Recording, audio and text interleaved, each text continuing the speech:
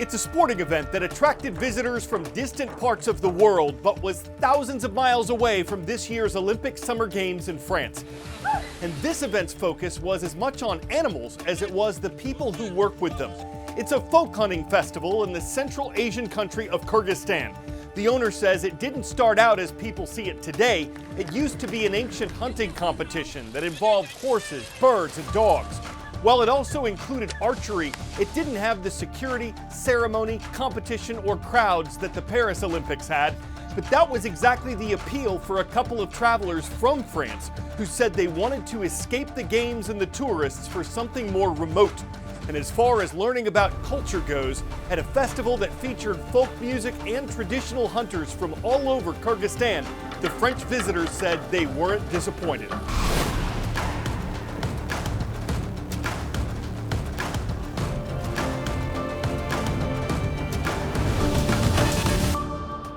Of course, the Paris Olympics will also be featured on this show. Welcome to a brand new season and a brand new academic year of The World from A to Z with Carl Azuz. That's this guy. I'm thrilled to see you again. The World from A to Z is your non-partisan source for news and features taking place around the planet. And the sport competition that brought in organizers, athletes, and spectators from around the planet just wrapped up in the French capital of Paris. The closing ceremonies were last night, and as far as the overall number of medals goes, the United States took home the most with 126 in all. China tied America for the total number of gold medals with 40, but won 91 overall. Britain with 65, France with 64, and Australia with 53 rounded out the top 5 medal winners. Next on the calendar are the Paralympics, taking place from August 28th to September 8th. Word and knowledge. The International Olympic Committee is based in what country? France, Greece, Netherlands, Switzerland. The IOC, which dates back to 1894, has its headquarters in the European country of Switzerland. There were several controversies in this year's Olympics, one of them related to a geopolitical dispute between China and the island of Taiwan. It's about 100 miles away from mainland China, separated by the Taiwan Strait. China sees Taiwan as part of its territory and wants full control of the island under China's communist government. Taiwan has its own democratic leadership and wants to continue governing itself. The two sides' disagreement over Taiwan's status has had them both preparing for a possible military conflict, and tensions have rippled into the Olympics. On one side of the Taiwan Strait, celebration. On the other side, silence.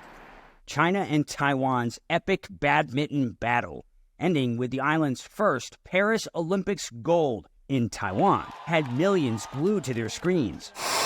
In China, state TV cut the live broadcast, only showing parts where its team played well. No medal ceremony, no celebration, just a sudden switch to gymnastics. Taiwanese fans in the stands say they were forcibly silenced. I made a poster cheering on Taiwan in the shape of the island before the match. It was snatched away. Taiwan's foreign ministry calls the incident a violation of Olympic values. The IOC says banners with political messages are not allowed. Taiwan is one of 3 flags banned by the Olympics, along with Russia and Belarus. Taiwan can only compete as Chinese Taipei, largely due to pressure by Beijing. Taiwan is a small island of 23 million people. So you can certainly understand the IOC's logic that if somebody has to be offended, Taiwan's going to be the one that has to be offended because they don't want to offend Beijing. What you don't see is any visible tension on the court between the Chinese and Taiwanese athletes. They seem to have a friendly rapport. They speak the same language. This extreme sensitivity seems to come from a much higher level.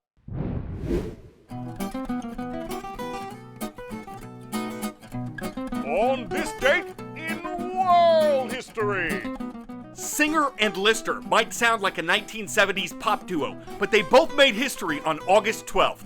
American inventor Isaac Singer got a patent on this date in 1851 for a device you might have seen his name on, the Singer sewing machine. It wasn't the first sewing machine, but it was commercially successful and became one of the most famous brands. This was the date in 1865 when British surgeon Joseph Lister made history by using antiseptic. He employed carbolic acid in the operating room to clean wounds and the instruments used to treat them, and post-surgical infections decreased dramatically as a result. And on August 12, 1990, a woman named Sue Hendrickson was looking for fossils in South Dakota when she came across some bones sticking out of a cliff.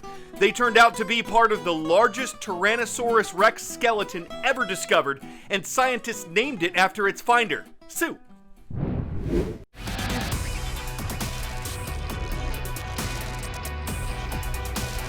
Where in the world?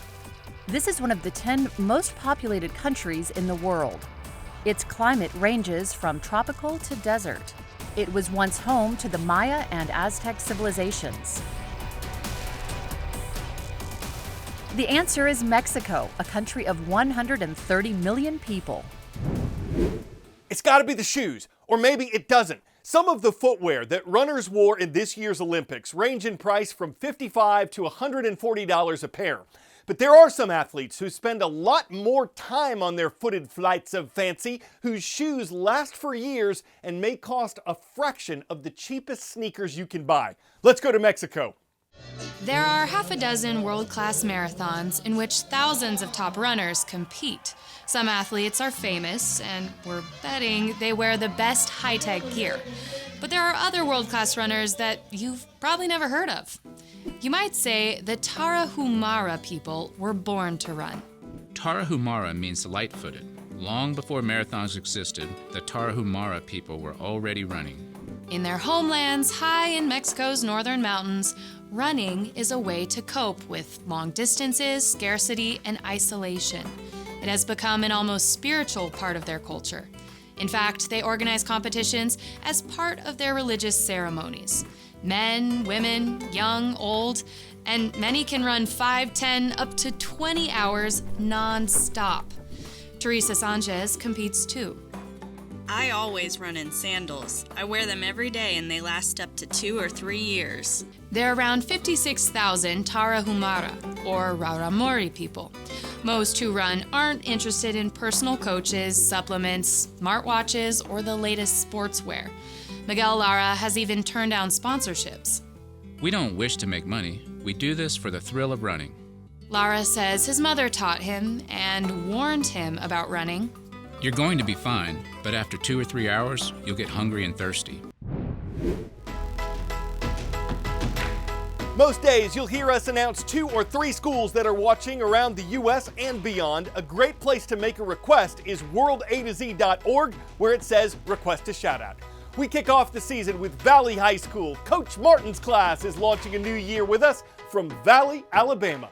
Hey, speaking of Valley, next stop is Pahrump Valley High School. Hello to everyone in Miss Lebowski's class watching from Pahrump, Nevada.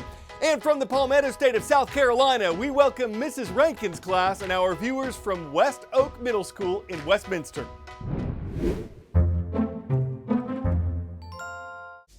In California, an elementary school teacher got a bonkers back-to-school surprise. I opened my classroom door and there was this bear charging towards the door. Whilst prepping for the new school year, a bear in her classroom is not what peak-to-peak elementary teacher Elaine Salmon was expecting. Yes, Salmon is her real name. This thing writes itself. Anywho, no trout about it, Salmon was officially shocked by the surprise, so she called her husband, who quickly came and helped boot the intruder out, thanks in part to some grizzled and guttural growling. Salmon says only a snack-packed earthquake kit was damaged. Her classroom was otherwise fine and ready for her other non-bear students. We hear a number of charges are pending, from burglary to conspiracy to breaking and entering. Well, there was no evidence of assault and battery or aiding and abetting. He has clause to tell the truth, the whole truth, and nothing but the truth, lest he convicted of burglary. Yeah, those puns are bad. They're kind of my thing. We hope you'll just grin and bear it. I'm Carl Azuz. Thank you for watching the new school year's first episode of The World from A to Z. It means the world to have you with us. Let's do this again tomorrow.